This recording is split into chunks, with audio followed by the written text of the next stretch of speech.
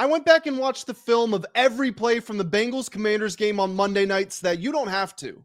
Here are my biggest takeaways.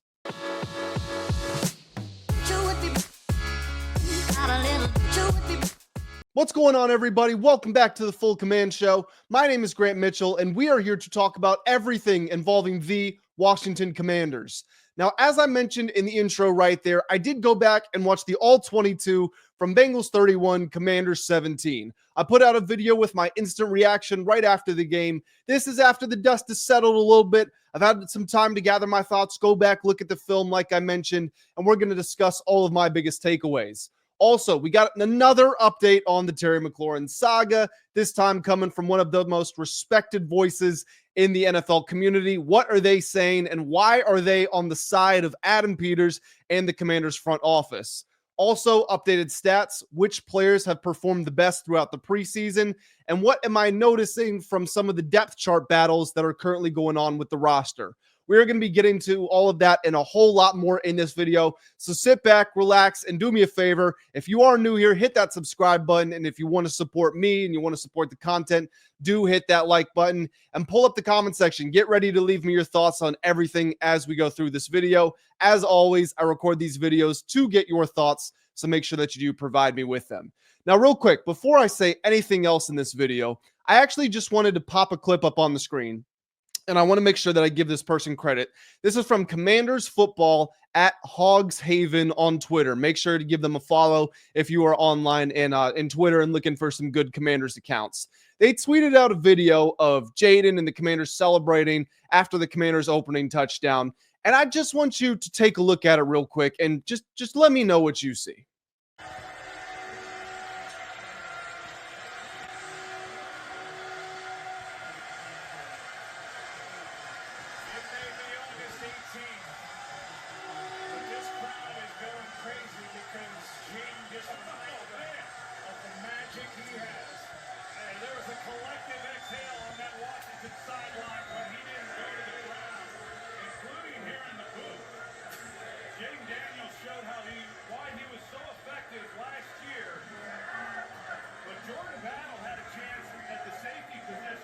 Personally, this looks like a team that has a total sense of belief in one another. There is joy, there is passion, there is excitement. Deebo Samuel is happy to be there. Jaden's happy to be back on the field. Everybody loves Five. Dan Quinn's picking him up and hugging him and throwing him around. With all the off-field drama, with the Terry stuff, with Brian Robinson's trade situation, with just constant headlines about this team. Is Jaden going to have a sophomore slump? Is it Super Bowl or bust for the Commanders this season? That clip right there encapsulates the vibe that is going on inside of the locker room. And you're not going to find that in every locker room around the NFL. Yes, it's easier to have better vibes when your team is winning. And of course, the Commanders were one of the final four teams left last year. But it could have very, very possibly gone awry for them throughout this offseason.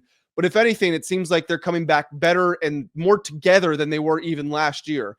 And regardless of what happens with the record and the playoff success this season, for them to enter the season with this feeling in the locker room does say a lot to me. So huge shout out to everyone on the roster for buying into the culture, Adam Peters for establishing it, Dan Quinn for enforcing it, and Jaden Daniels for being the leader of it.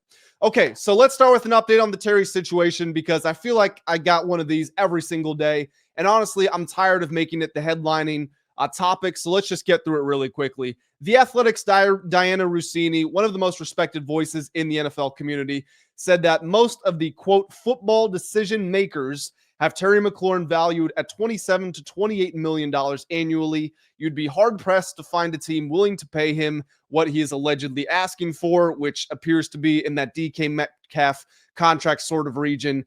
Even if they're valuing him at $27 to $28 million, that means $30 million might be unobtainable for an average annual value on this contract. You know, I've seen a lot of talking heads, and maybe that's a little disrespectful. I've seen a lot of analysts talk about this situation. Marcus Spears, Swagoo being one of the most recent ones. And I love Swagoo. Like, let me say that. I'm not taking shots at him. but it's always easy to spend someone else's money. So when he's going on TV and saying, this is stupid, just pay Terry, well, that would be pretty freaking awesome if the salary cap didn't exist and we just had a bottomless pit of money that we could pull from and hand out to anyone we want. Well, this isn't Major League Baseball. It doesn't work like that.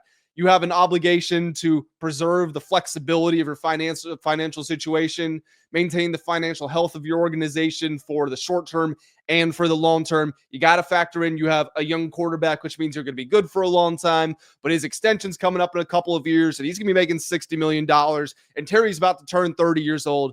It's not as simple as just pay him whatever he wants, write him a blank check, and end the drama. And if all of the NFL, again, decision makers, so GMs, executives, front office members, if they're saying the Terry is worth $27 to $28 million on average, then that $33 million to get to the DK Metcalf contract, it's unobtainable. It's untenable. And you're seeing that from how these negotiations have stalled out. At this point, we're not adding anything new to the conversation. All we are doing is updating where it appears his market value is. So once again, credit to the Athletic's Diane Russini for that report. We shall see what happens. There are reasons to be encouraged by Jalen Lane. Ja'Cory Brooks looked good in that first preseason game. Obviously, the running game was excellent against the Bengals. We will just see and discuss the situation as it continues to evolve. The Commanders have signed veteran offensive tackle George Fant, who has 73 career starts. He started 13 games for the Texans 2 years ago. My biggest question with this signing is this indicative of Brandon Coleman actually being seriously injured? Because if you look at the depth chart the Commanders have, they appear to be balanced at the positions, from the starting five to the backup tackles, the backup guards, swing tackles, swing guards. You got your Chris Pauls, you got your Trent Scotts, Andrew Wylies, and Allegretti's, and everybody like that. Cosme's coming back from an injury. Allegretti's starting in his place until then. But they appear to be stocked up. But if Cosme's not playing and Allegretti's going to right guard, and if Brandon Coleman's actually out for a long time and Andrew Wylie is now your left guard, then all of a sudden your tackle depth has disappeared. You do have Trent Scott, but after that, George Fant, bringing him in, he's going to be better than everyone that you have in those positions currently. I think it was glaringly obvious to anyone who watched that Bengals game that as soon as the Commanders' third-string offense got out on the field and you saw Ja'Cory Krosky-Merritt and Kaz Allen and trying to run the football, it didn't look as good, anywhere near as good as it did in the first quarter or the second quarter because of the sharp decline in offensive line play. And you're never rooting for injuries, obviously, especially to your own team, but you do have to expect them, especially on the offensive line where there's so many big bodies flying around. Guys are going to get banged up. You're going to need to go to your reserves, and having effective offensive line depth is crucial. So already being down two starters, again, Cosme and Coleman, and inserting two backups doesn't just mean that you've lost those backups. It means that your third stringers are now actually your second stringers and should be expected to get on the field. If they're not ready, that is a problem. So insert George Fant. We will see what happens to him, and we'll see what the updates for Brandon Coleman are. It appears that nobody is asking Dan Quinn at the press conferences. Got to admit, I am a little frustrated that none of the media members have asked him those questions. We haven't gotten any answers. But, I guess we'll see. If we're making the 53-man roster today, George Fant's on the team. That's what I'm taking from this. I don't think Sam Cosme's going to be ready for week one, and seems as if Brandon Coleman might not either. So I think George Fant would be on the active roster if we were to make those decisions today. But fortunately, we're not. So hopefully Brandon Coleman comes back, heals up, and is better than ever. I went over to Pro Football Focus this morning before I watched the All-22. Just wanted to look at some raw numbers. Nothing too extraordinary. There's one other little tidbit I'm going to talk about in just a second. But the big takeaway, the highest graded players on the Commanders, Jaden Daniels was number one, no surprise. But he's only played 4 plays, and 3 of them were handoffs. So we're really only judging him on 1 play. The highest graded defenders, and I thought this was interesting because Johnny Newton had that great play in the first game. Jacob Martin was a standout, had 4 pressures, 3 hurries, and a sack against the Bengals. But if you look at Pro Football Focus, the top 5 highest graded defensive players on the Commanders are all members of the secondary. Quan Martin was number 1 at 84.7. Trey Amos, number 2 at 80.5. Percy Butler, number 3 at 77.3. Jeremy Reaves tied for third, 77.3. And then Robert McDaniel, the undrafted free agent out of Jackson State, at a 76.0. This is somebody who there was a lot of intrigue in my mind personally, because at Jackson State, this dude was a bit of a beast. And I want to pull up his numbers again because they're almost hard to believe. He played 3 years of college ball, 2 at Alcorn State, 1 at Jackson State. In his only season there in 2024, he has 48 total tackles, 30 solo, 4 pass deflections, 3.5 sacks, 3 interceptions, 2 forced fumbles. This guy took snaps on defensive line, at linebacker, in the slot, at safety. He was a Swiss Army knife, but on the defensive side. It was almost like having a gadget player, but normally you think of that as the Tavon Austins of the world. For Commanders fans, someone like a J.D. McKissick, like you think of them as offensive players. He was a gadget player on defense, which you don't see too often. I thought he was a little shaky, particularly with his tackling against that Patriots game. He did get absolutely railroaded at the goal line, got trucked for 6, but he bounced back and he had a really good game here. And for the preseason overall, despite me not thinking he played great against the Patriots, well, Pro Football Focus is telling you he is number 5 across the entire preseason for the Commanders. So shout out to Robert McDaniel. He's definitely one of those guys who are competing to make the final 53-man roster right at the bottom. I like him ahead of Bobby Price and Carlin Vigors, who are some other members of the secondary who are competing. I think top 10, actually, if we go safeties and corners, are pretty much set in stone. I'm going to try to do this off the top of my head, but you're going to have Trey Amos, Marshawn Lattimore, Mike Sainristil, Jonathan Jones, and Noah Igbenogany. That's your 5 corners. For safeties, you're going to have Quan Martin, Will Harris, Percy Butler, Tyler Owens, and Jeremy Reaves. So that's 10. They also did just sign Daryl Worley. They being the Commanders, signed Daryl Worley. I do think that might have been for practice depth, although I got to say, I didn't see Tyler Owens on the field a ton. Granted, he is an elite special teams player, so I don't see them cutting him at all just because of the impact he can make there. But it does seem as if they're willing to stock up this secondary and really use the competition to bring out the best of the players. And Robert McDaniel is firmly in that mix, and he does have a chance to make the roster. So once again, shout out to him, and we'll see what happens to him. While I was digging through these numbers on Pro Football Focus, I stumbled across something pretty interesting, and it has to do with receiver alignment, which doesn't sound like a very intriguing topic, but 90% of Luke McCaffrey's routes were lined up from the outside, only 10% from the slot. And I thought that was very interesting. It was also notable because Jalen Lane, on I think 2 of his 3 catches, he lined up on the outside. Certainly he got open a couple of times on the outside, yet he only lined up out there on 33% of snaps, while he was in the slot on 67% of them. So the positions do seem to be making themselves. It seems as if without Terry and without Noah Brown, it seems like Debo and Luke McCaffrey are the outside guys, and then Jalen Lane is going to be your starting slot receiver. Those were the first 3 receivers to be used in the game yesterday. And then you can rotate in Ja'Cory Brooks and Tate Martin and Michael Gallup and the other players as you go through, depending on who makes the roster.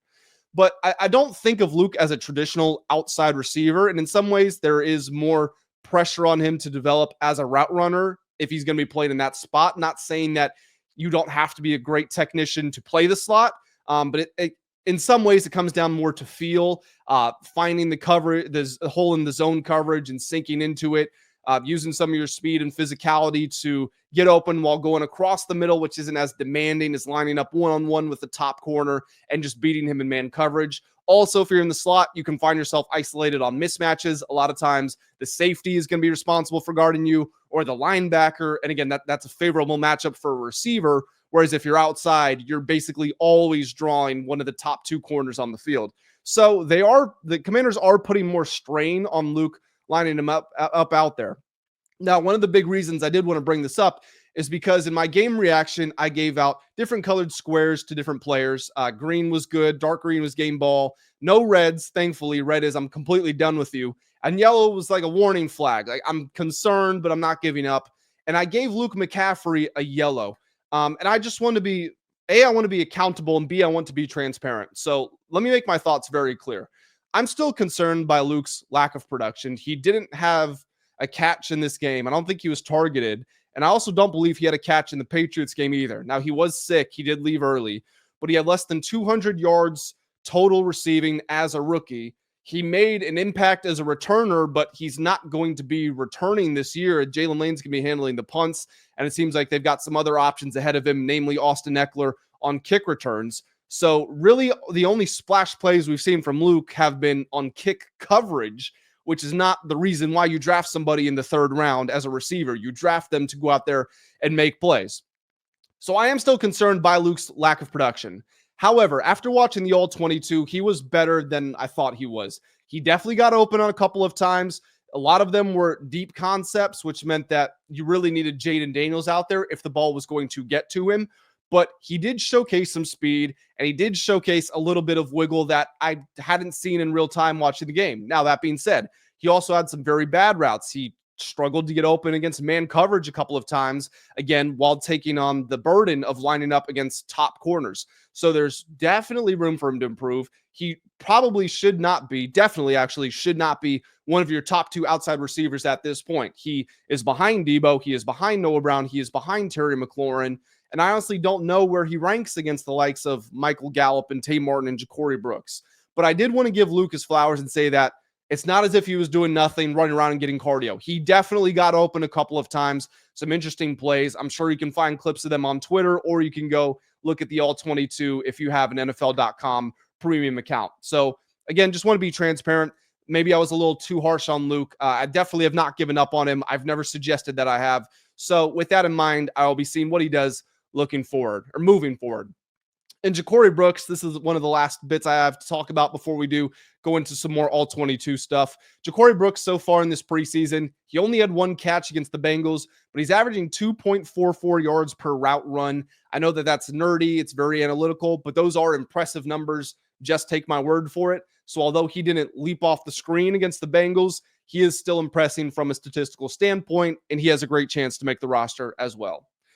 So like I said, some All-22 stuff. I'm looking at my notes here. I already talked about Luke McCaffrey. Jacob Martin's All-22 was really fun. He didn't make an instant impact. However, he was dropping back into pass coverage on the first possession or so.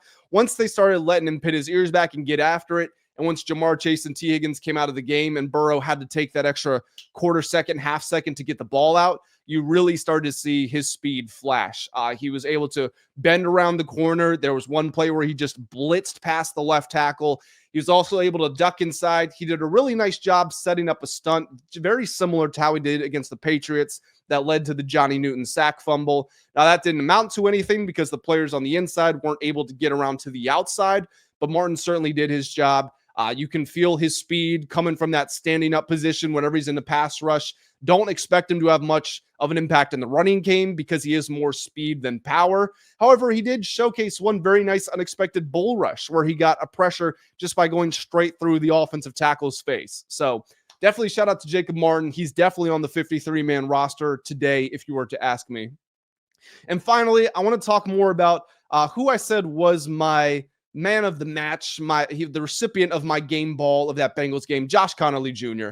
I was already super high. Again, I thought he was the most impressive player in that game. And then after watching the All-22, he was even better than I thought. Now, he did give up one pressure, but I am still going to credit him for it because he lost the initial leverage battle. The defender got right up under him, able to get his hands into his chest, push him up. And if you've ever been like just pushing your little brother around, if they get up under you and they can lift you up, it makes it significantly harder to stay in front of them. Well, Connolly did exactly that. He was still able to wall up. Even though he was losing the battle, he was able to slow down the edge rusher. Josh Johnson was able to get the ball out.